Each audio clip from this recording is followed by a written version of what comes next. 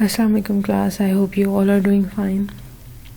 आज हम अपना नेक्स्ट चैप्टर स्टार्ट करेंगे, that is chapter number 3 about syntax definitions.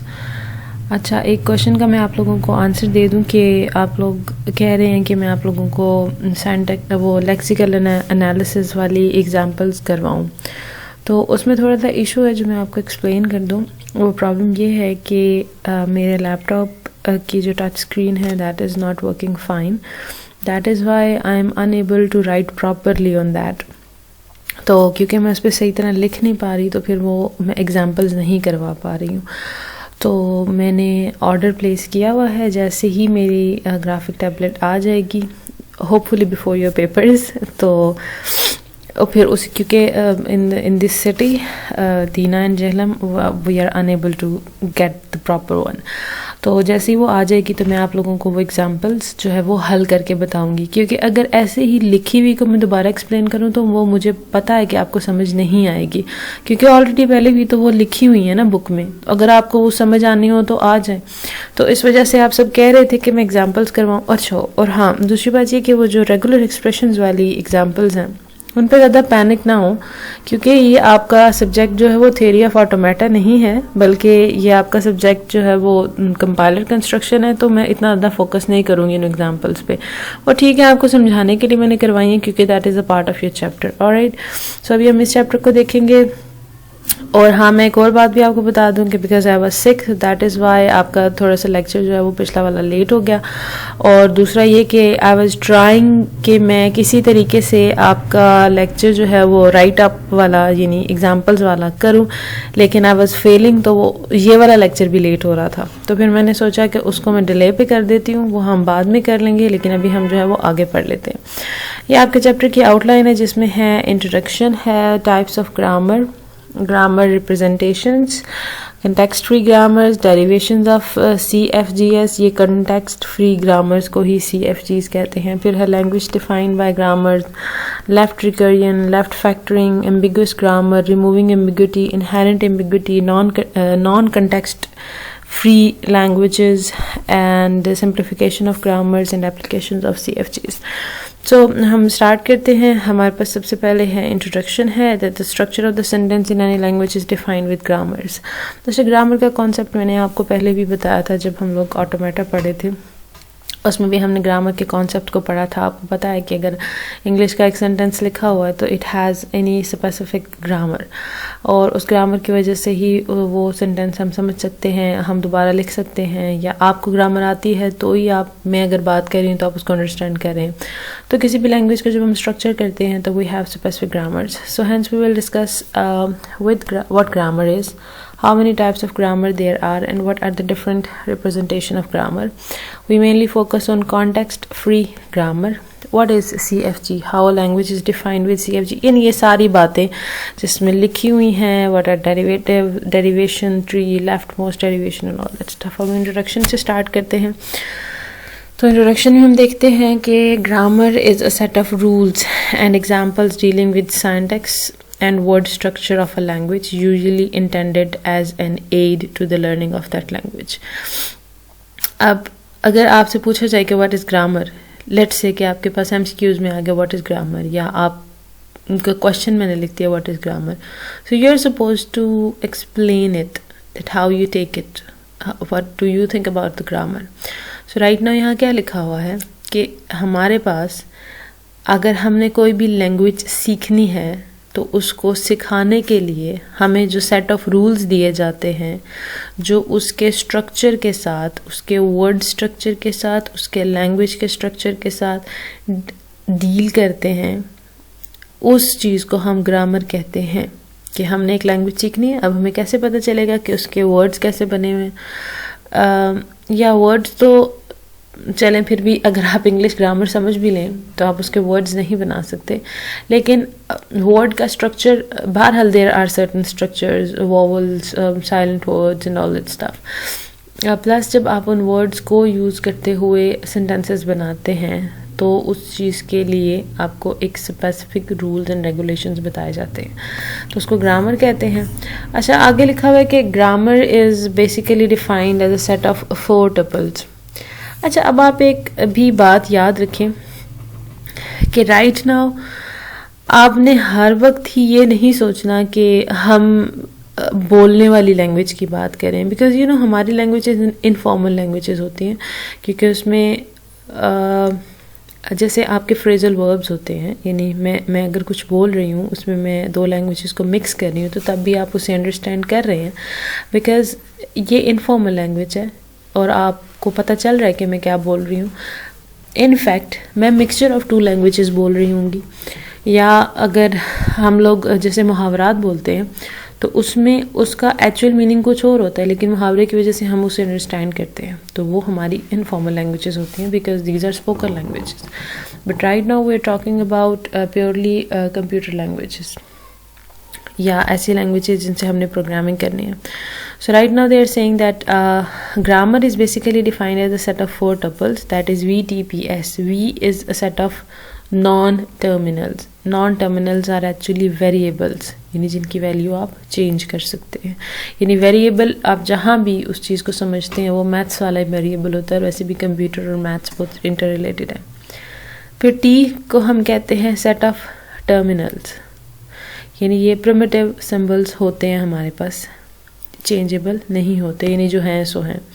P is set of productions. अच्छा, what is production? Production is actually rule, यहाँ पे लिखा हुआ प्रोडक्शन है but it is actually the rule which governs the relationship between the non terminal and terminals, इनके दरमियान क्या relationship है। And S is a start symbol. अब आगे आप देखेंगे तो आपको ये बात समझ आएगी कि व्हाट दीज एक्चुअली मीन। ठीक है, तो हमें पता चल गया कि हमारे पास क्या क्या होते हैं। हमारे पास, हम यहाँ पे हाईलाइट कर लेते हैं कि हमारे पास 4 टपल्स होते हैं। ठीक है जी, और तो हमारे पास बेसिकली हैं 4 टपल्स हैं, तो हम यहाँ पे इसे हाईलाइट कर लेते हैं। क्या क्या चीज़ है हमारे पास? Non terminals, terminals. अब हम यहाँ पे देखेंगे कि प्रोडक्शन रूल्स, प्रोडक्शन जो है ना उसको समझने की ज़रूरत है। बाकी टर्मिनल्स, नॉन टर्मिनल्स इजी हैं, वो आपको समझ आ जाएंगे, आगे इनकी डेफिनेशंस भी आएंगी। यहाँ पे हम देखते हैं कि प्रोडक्शंस या रूल्स, यानी प्रोडक्शन आप इसे ये भी कह सकते हैं कि जैसे किसी चीज़ को प्रोड्यूस कैसे किया जा रहा है, तो उसलिए इन्होंने उसको प्रोडक्शंस का नाम दे दिया, वरना कोई ऐसा डिफरेंट चीज़ नहीं है प्रोडक्शंस एंड रूल्स। तो वो बताते हैं कि वो डिफ़ाइन करते हैं जो स्ट्रिंग्स बिलोंग कर रही होती हैं language. So the motivation for this grammar was from the description of natural language. So अभी यहाँ पे हम स्पेसिफिकली प्रोडक्शंस को एक्सप्लेन करने के लिए क्या करेंगे कि इंग्लिश लैंग्वेज का एक देखेंगे कि उसकी ग्रामर जो वो किस तरह चल रही होती है। तो अगर हम प्रॉपरली सिर्फ इंग्लिश की बात करें तो उसकी ग्रामर तो स्ट्रिक्ट है ना। अगर आप इंग्लिश का पेपर दे रहे हो तो उसमें अगर आप अपनी मर्ज़ी से आगे पीछे वाले वर्ड्स यूज़ करेंगे तो वो आपकी एक्सेप्ट नहीं होगी। तो यहाँ पे हम एक उसे as a strict language consider करते हुए उसकी ग्रामर को देखेंगे।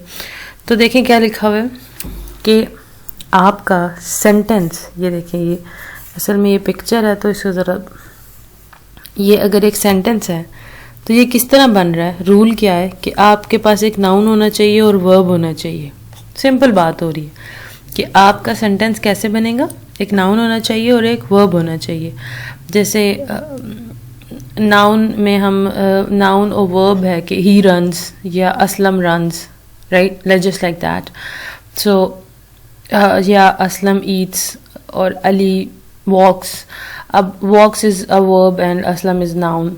देखिए अब ये इंग्लिश शुरू हो गई यहाँ पे, मुझे लगता है मुझे इंग्लिश लैंग्वेज की क्लासेस देनी चाहिए। अब अगर हम ये देखें, अब उसके बाद हमें पता चल गया कि सेंटेंस में होगा नाउन, ठीक है जी, नाउन और वर्ब। आगे हम देखते हैं कि नाउन में क्या क्या हो सकता है। तो हमने देखा कि नेक्स्ट प्रोडक्शन में हमने देखा कि नाउन में कॉमन नाउन और प्रॉपर नाउन हो सकता है। मतलब वैसे तो अगर हम इसकी प्रॉपर, आपने यहाँ पे ये नहीं समझना कि हम इस प्रॉपरली ये सब चीज़ें एक्सप्लेन कर रहे हैं। वाई? बिकॉज इंग्लिश में तो बहुत कुछ है और हम एक लैंग्वेज को सिर्फ इतने से सेंटेंसेस में एक्सप्लेन नहीं कर सकते। अगर आप इंग्लिश में देखें तो वो सेंटेंस सिर्फ नाउन और वर्ब नहीं होता, आपके सेंटेंसेस की बहुत सी टाइप्स होती हैं। और उनकी एक्सप्लेनेशन बहुत डिफरेंट होती है। सिमिलरली अगर आप नाउन को देखें तो वो पता नहीं कितने तरह के नाउन होते हैं, कलेक्टिव, एब्स्ट्रैक्ट, पता नहीं क्या क्या। तो अभी हम सिर्फ for the sake of understanding we are just taking a small example. फिर हमने देखा कि अगली चीज़ थी वर्ब। तो वर्ब में मैंने बताया कि वर्ब में क्या क्या, अब वर्ब में हमने वर्ब की टाइप्स नहीं बताई बल्कि हमने डिफाइन ही कर दिया कि जी ये 3-4 वर्ब्स हैं, इन्हीं को हमने यूज़ करना है। अब अगर 3-4 वर्ब्स हैं तो उसमें हमने बता दिया कि एट, सैट, रन, ये हमारे 3-4 वर्ब्स हैं, यानी कि यही हैं, ख़त्म हो गए। फिर क्योंकि नाउन के आगे हमने कॉमन और प्रॉपर नाउन बताया था, तो कॉमन नाउन में हमने 2 कॉमन नाउन, रामा और भामा, इन्होंने लिख दिए हैं because this is an Indian book. और प्रॉपर नाउन में हमने ही और शी लिख दिया, राइट। हालांकि आप यहाँ कुछ भी लिख सकते हैं, ये आपकी अपनी लैंग्वेज है, लेकिन right now we are just thinking about English, so हमने जस्ट पिक कर लिया। अब उन्होंने कहा कि अगर ये रूल्स हैं तो इन रूल्स को यूज़ करते हुए अगर हम इन रूल्स के अंदर अब सब्स्टिट्यूशन कर दें वेरिएबल्स की, ठीक है, तो हम यहाँ कह सकते हैं कि Rama ate, Bhama sat, she ran, he sat. कहाँ पे आपने सब्स्टिट्यूशन की? ये जो एक्चुअली उसका जो स्ट्रक्चर था, यहाँ आपने इनकी सब्स्टिट्यूशन कर दी तो आपके पास डिफरेंट सेंटेंसेस बन गए इन चीज़ों को यूज़ करते हुए। तो इसी तरह जब हम कॉन्टेक्स्ट फ्री ग्रामर में किसी भी लैंग्वेज को लिखते हैं, एक्सप्लेन करते हैं, तो उसको जब हम करते हैं यानी जब हम उसमें सब्स्टिट्यूशन कर देते हैं अपने नॉन टर्मिनल्स की, ठीक है, टर्मिनल्स होते हैं ना आपके पास वेरिएबल्स नॉन टर्मिनल्स होते हैं वेरिएबल्स, और टर्मिनल्स होते हैं प्रिमिटिव सिंबल्स। तो हम वेरिएबल्स से एक जनरल स्ट्रक्चर डिफाइन करते हैं और फिर उसमें जब हम प्रिमिटिव सिंबल्स लिखते हैं या डालते हैं तो वो एक्चुअल सेंटेंसेस या एक्चुअल हमारी लैंग्वेज की चीज़ें बन जाती हैं, ठीक हो गया। अब यहाँ पे मैंने आपको बताया भी था कि हम इनको डिटेल से पढ़ेंगे कि क्या क्या। Language defined by grammar, G is also denoted by LG, यानी कि जब हम किसी ग्रामर जी से, यानी G is a grammar, L is a language, so अगर हम किसी लैंग्वेज को डिफाइन करें यूजिंग ग्रामर जी, तो हम उसे रिप्रेजेंट कैसे करते हैं? LG से। तो here LG represents a set of strings W derived from G। इस चीज़ को आपने समझना है कि अब अगर हम कहीं पे लिखा हुआ है LG, तो इसका मतलब है कि इसमें वो सारी स्ट्रिंग्स होंगी और उन स्ट्रिंग्स को हम कह रहे हैं W, जो हम डिराइव करते हैं उस ग्रामर से, कि हमने ग्रामर को यूज़ करते हुए उस लैंग्वेज की स्ट्रिंग्स बनाई हैं और उसको हमने एक सेट में लिख दिया, एंड दैट्स ऑल। तो the start symbol S is one or more steps derives the strings or sentences of grammar that represented by S this, ठीक है। ये अभी आगे आएगा तो आपको पता चलेगा कि किस तरह ये होता है, ठीक है। The sentential form of grammar is combination of terminals and non-terminals, and it is derived from S using one or more derivations।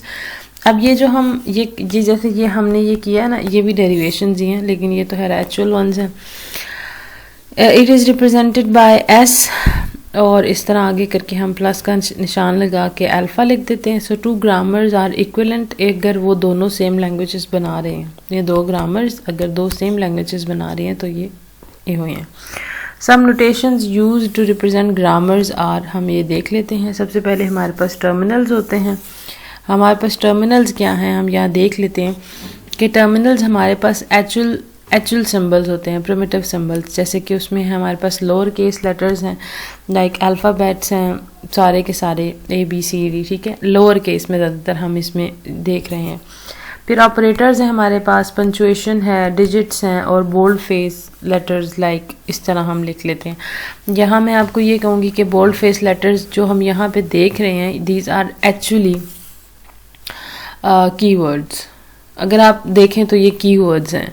तो हम लोग, क्योंकि हम अगर C लैंग्वेज डिफाइन करें लेट्स से, और उसकी हमने कॉन्टेक्स्ट फ्री ग्रामर बनानी है, या उसकी ग्रामर देखें, यहाँ पे एक बात समझने के काबिल है। यहाँ पे हम basically we are not going to make any language, हम कोई लैंग्वेज नहीं बना रहे, ठीक है, लेकिन हम किसी लैंग्वेज को ट्रांसलेट कर रहे हैं। तो जब हम किसी लैंग्वेज को ट्रांसलेट कर रहे हैं तो हमें ये देखना है कि हम उसे कैसे ट्रांसलेट करें जो कंपाइलर में। तो जब हमने ये समझना है डिटेल से कि हमने उसे कैसे ट्रांसलेट करना है, तो हमें ये पता होना चाहिए कि उसकी कंस्ट्रक्शन कैसे हुई। तो अब उसकी कंस्ट्रक्शन कैसे हुई, इस वजह से हम ये पढ़ रहे हैं कि हम लैंग्वेजेस की कंस्ट्रक्शन कैसे करते हैं और ग्रामर कैसे बनाते हैं और ग्रामर की बिल्कुल बेसिक्स जो हैं वो क्या हैं। ठीक हो गया। अब वैसे यहाँ पे अब आपने टर्मिनल्स में एक बात याद रखनी है कि आप यही समझ लें कि सारे सिंबल्स, अल्फ़ाबेट्स और डिजिट्स हमारे पास टर्मिनल्स होते हैं, लेकिन हमने इसमें अपर केस अल्फ़ाबेट्स शामिल नहीं किए क्योंकि वो हम नॉन टर्मिनल्स में शामिल करेंगे। अब यहाँ हम नॉन टर्मिनल्स को देख रहे हैं कि इसमें अपर केस लेटर्स होते हैं, इसमें स्टार्ट सिंबल एस होता है और इसमें lower case strings like expression, statement etcetera होते हैं, ये उसी को शो करने के लिए। यानी हम कहते हैं कि यहाँ पे एक एक्सप्रेशन आएगा EXPR और STMT ही यही यूज़ होते हैं, प्रॉपर भी हम पूरा नहीं लिखते। जैसे हम कहें कि एक्सप्रेशन, अब वो एक्सप्रेशन है क्या, वो एक्सप्रेशन बनेगा कैसे, वो एक्सप्रेशन इन डिजिट्स और इन सिंबल्स को मिला के बनेगा। और अगर हम कह रहे हैं कोई स्टेटमेंट, तो वो स्टेटमेंट बनेगी कैसे। यानी ये जो चीज़ें नॉन टर्मिनल्स हैं ये वेरिएबल्स हैं, ये इनकी जगह लेती हैं ये चीज़ें। तो फिर अगर हमने नॉन टर्मिनल से हम जनरल फॉर्म बताते हैं कि ये जनरल फॉर्म है, और टर्मिनल से हम बताते हैं कि एक्चुअली उसमें किस चीज़ की सब्स्टिट्यूशन होनी है। जिस्ट लाइक मैथमेटिक्स, जैसे उसमें आप XYZ से एक जनरल फॉर्म बनाते थे और जब आपको XYZ की वैल्यूज़ बताई जाती थी तो फिर आप उन्हें उसमें सब्स्टिट्यूट करते थे और एक्चुअल वैल्यू फाइंड आउट करते थे, उसको कैलकुलेट करते थे, जस्ट लाइक दैट। फिर आपके पास grammar symbols can be terminals and non-terminals, they can be represented by Greek letters, Greek letters भी हो सकते हैं। और यहाँ पे आपके पास यानी ये वाले जो लेटर्स हैं हम ये जनरली यूज़ करते हैं स्ट्रिंग ऑफ टर्मिनल्स बताने के लिए। ठीक हो गया। और उसके बाद हम यहाँ पे देखेंगे कि आपके पास लैंग्वेज एक्सेप्टेंस है। The language starts with the start symbol, हम एक स्टार्ट सिंबल से करते हैं और हमेशा स्टार्ट सिंबल हमारा एस ही होता है, तो S for start symbol. At every step replace the non terminal by right hand side of the rule. Continue this until a string of terminal is derived. The string of terminals gives the language accepted by grammar. Consider the language represented by A plus represented by a set of this. To generate the string of this language, we define the grammar S represents A, and now we get the strings as following. अच्छा, यहाँ पे अब आपने देखना है कि क्या है। आप ने परेशान नहीं होना, बल्कि वो I would be saying like Imran Khan कि आपने घबराना नहीं है। अभी हमने यहाँ पे करना क्या है कि हमारे पास ये एक बहुत सिंपल लैंग्वेज है, राइट। सिंपल लैंग्वेज है और सिंपल लैंग्वेज ये कहती है कि हमारे पास है A प्लस। अब आपने ऑटोमेटा पढ़ा है ना, तो A plus means positive clear. Positive clear means non empty set होगा, लेकिन बाकी जितने मर्जी नंबर ऑफ टाइम्स हो जाए, और at any number of times.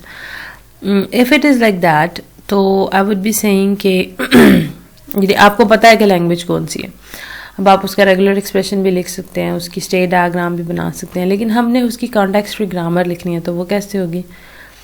अब जब लैंग्वेज इतनी सिंपल है, इसकी तो रेगुलर एक्सप्रेशन भी एक ही लफ्ज़ पे होगा, ए के ऊपर आपने वो प्लस का साइन लगा दिया, सिंपल है ना। इसकी स्टेट डायग्राम भी बहुत आसान बनेगी, छोटी सी बनेगी। तो यहाँ पे इसकी लैंग्वेज की डेफिनेशन भी बहुत छोटी सी है। अब इसकी लैंग्वेज की डेफिनेशन क्या है, हम यहाँ पे ये कंसीडर कर रहे हैं कि इसकी लैंग्वेज की डेफिनेशन है start symbol and start symbol, और उसके बाद आना चाहिए ए। ऑलराइट, अब आना चाहिए ए।